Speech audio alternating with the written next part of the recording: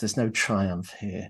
This is a resolution of an inexplicable and horrific tragedy. Everybody involved in this process has behaved in the best traditions of crime detection, enforcement, and the justice system, from the officers to the lawyers, witnesses, and of course, families, the victims who've maintained their dignity throughout when they knew what had happened here.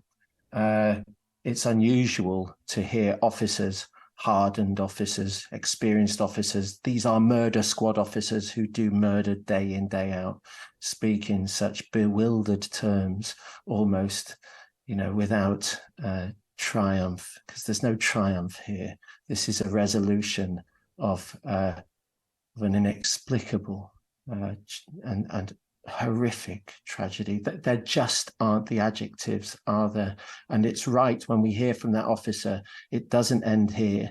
It doesn't end here in terms of vindication, justification, and a sense of that common word, which is so important nowadays, closure for families, but not just in respect of how these poor babies were selected for their deaths, but also how on earth it was allowed to happen.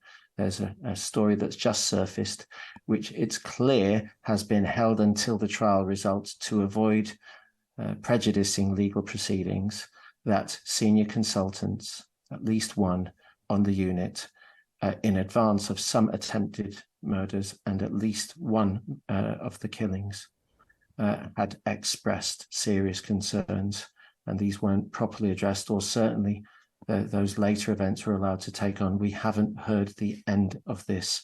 Of course, we have the sentence to come. This is a story that is being reported internationally because every parent recognizes the vulnerability of their child and the trust that we place in hospitals and doctors.